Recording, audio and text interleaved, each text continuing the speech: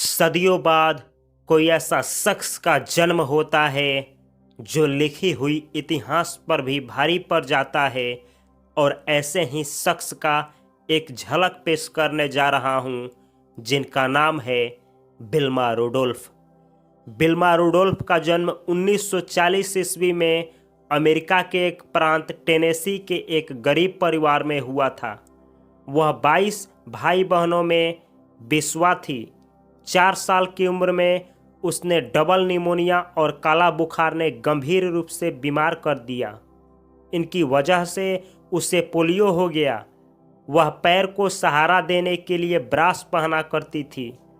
डॉक्टरों ने यहाँ तक कह डाला था कि वह जिंदगी भर चल नहीं सकेगी, लेकिन विल्मा की मां ने उसकी हिम्मत बढ़ाई और कहा कि ईश्वर की दी हुई क्षमता, मेहनत और लगन से वह जो चाहे कर सकती है।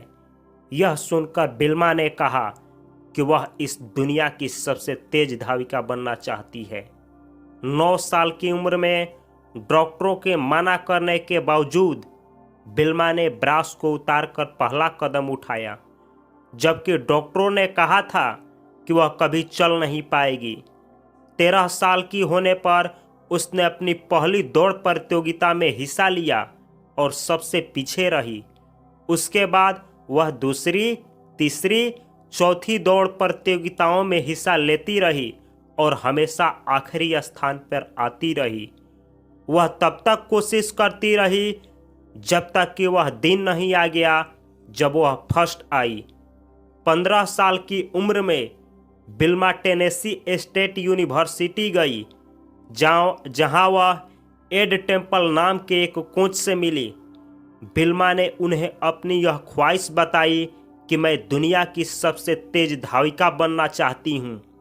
तब टेम्पल ने कहा, तुम्हारी इसी इच्छा शक्ति की वजह से तुम्हें कोई भी नहीं रोक सकता, और साथ में मैं भी तुम्हारी मदद करूँगा।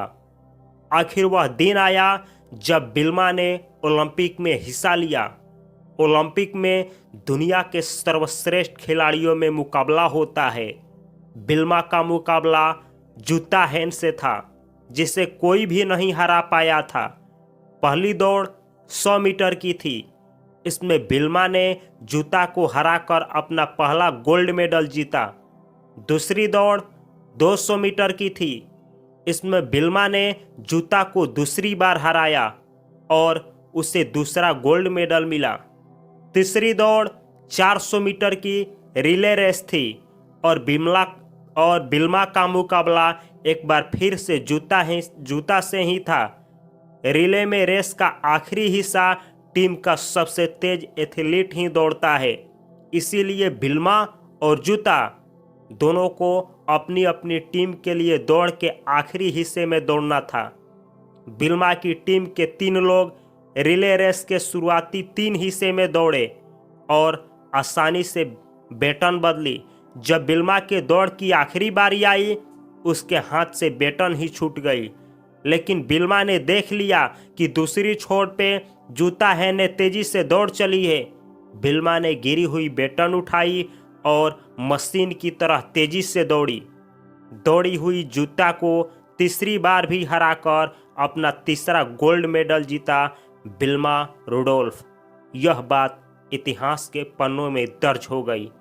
एक लकवाग्रस्त महिला 1990 के ओलंपिक में दुनिया का सबसे तेज धाविका बन गई। विल्मा से हमें क्या सीखने को मिलती है?